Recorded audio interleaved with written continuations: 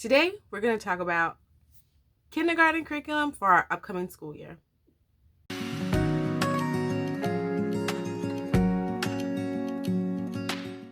Hi guys, and welcome to my channel. I'm a homeschool mom to 5 children. My name is Sharday.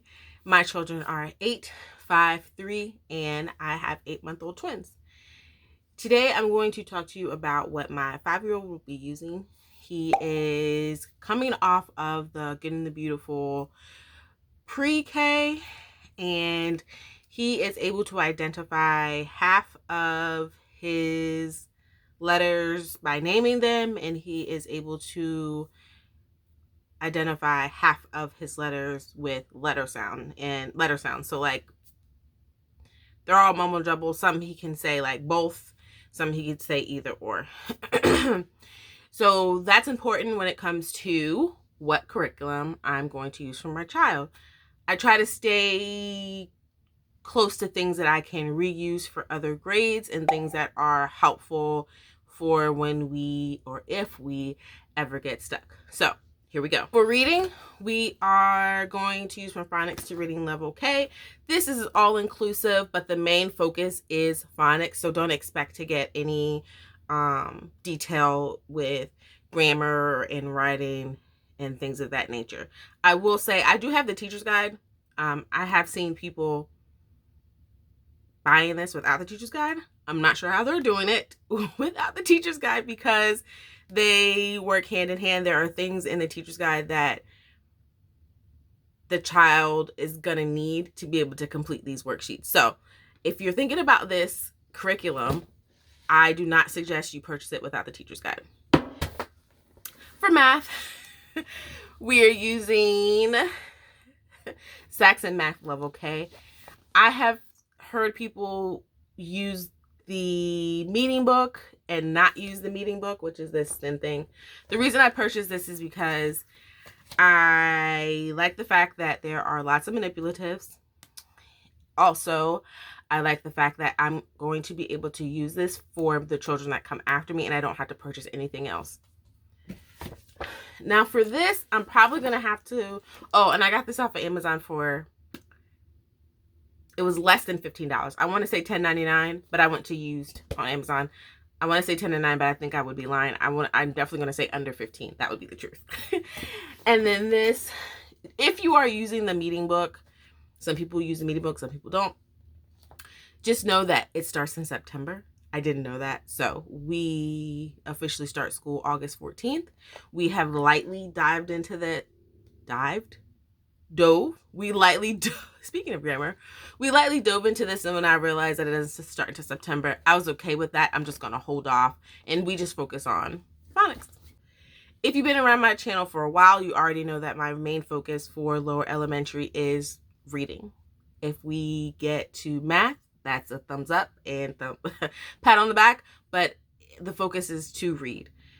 Being a math teacher that taught upper level math courses in high school, if your child can't read, there's going to be a lot of things that they cannot do. So read, read, read.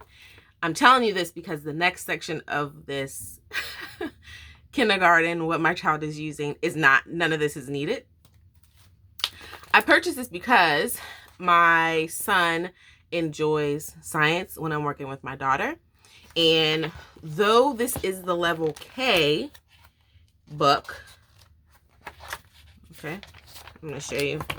The topics that my daughter covers are in his book. So this is just the same thing, but at his level. So let's say, for example, like he's going to be able to color and things of that nature. So they cover the same topics, just what it's requiring for him to do is going to be different. So she's doing 3rd grade. They're just gonna, and I'm gonna focus my lesson on her. What I'm probably gonna do is focus my lesson on her, do her labs, but switch off their labs. So week 1, and I'm going to do it in 6-week increments. So week 1 would be a lab from her book. Week 2 would be a lab from his book, because I haven't really looked too deep into it, but I'm not sure if like her labs will be too over his head or not, but they will be covering the same topics. For history, we are doing History Odyssey Ancients Level 1. Again, this is not needed. I don't think he's really even going to sit for it. But if he does, it will be available to him. I think he's more or less going to sit for the days that we have, like, the activities. He's not going to feel like... And I'm not going to require him to. I mean, he's in kindergarten. His goal is to play and be happy after he learns how to read. So, now, for his... I guess we're going to call them electives. They are art, music, chess, snap circuits, and cooking, and PE. So for art, we are using hardcore art. This is grade 1, so I'm gonna see how he does with it. But I mean, he's only in kindergarten, so I don't know. I mean, it's pretty easy and light. I looked at it, and it might be that he only does like half the book or something. But again, my daughter will be doing hardcore art 3. They cover the same topic, but the assignment is different.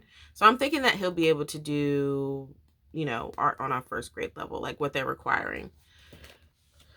And then some days when we do art, there are no products. There's nothing to produce. So on those days, we look at this, and sometimes he's into it, sometimes he's not. So he'll be doing this if he feels like it. And he can always draw. For handwriting, he'll be using the Get in the Beautiful Level K. He still is working in his Book of Doodles. There's a Book of Doodles 1, and he's still working on Book of Doodles 2. So he'll just, when he's done with Book of Doodles 2, he'll work on this. He is still working through some things from pre-K, which I think is pretty neat and cool. And again, because I don't know about art, he can always work on these. Okay, that's always something fun for him to do. And then the color and fold, he's got a couple more lessons in that. I think like 3. And then the cut and paste. Cut and paste, he has about 10 lessons. Let's see. He has 17 lessons for cut and paste. So he can work on that. For music this year, we are going to be learning how to play a recorder. I don't know if his little hands can get up and down the recorder thing. So I figured even though he might not be able to play it, he can learn the notes. So he might just be learning notes today. We did have a subscription to Hoffman Academy. Is that the word? Yes. But I found that I was very removed from it, and I couldn't learn music from the piano without learning it myself. I didn't feel adequate. I didn't feel adequate enough to be teaching them that. So I figured I could teach them how to read the notes on the recorder, because that's simple enough. And also the Holy Spirit whispered it to me, so I'm a little more confident to do the recorder and then let them figure out the piano, because I don't have the bandwidth to learn the piano, but I can do the recorder. I think that that's a fair trade. So to answer the question, do we still pay for Hoffman Academy? No, we do not pay for Hoffman Academy anymore, because I'm going to teach them music theory through the recorder, and then they're going to still use Hoffman Academy, but the free version, to play the notes and things of that nature. And we'll get a little bit more serious with it a little later. And Bible. I just read them the good old Bible. We are, I don't know if you guys can see that. We're in the New Testament. There are stories. And I like this because everyone in the pictures are brown. And it's a historical depiction of what the people look like then. All right, so if you enjoyed this video, give me a thumbs up. Think about subscribing to my channel. Don't forget to drink your water and repent. And God loves you. Bye. And then there are just... Okay, I'm rambling.